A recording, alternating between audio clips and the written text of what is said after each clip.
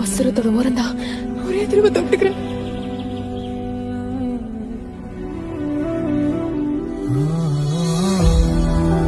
என் வஸ்திரத்தை தொட்டது எல்லாரும் என்கிட்ட இருந்து வல்லம வெளியேறினத உடனே தான்.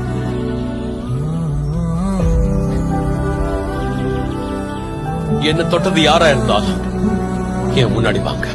போதகரே, அது நான் தான். உங்க வஸ்திரத்தோட ஓரத்தை மட்டும் தான் தொட்டேன். நான் நோய்வாய்ப்பட்டிருந்தேன். 12 வருஷமா நோயால பாதிக்கப்பட்டிருந்தேன்.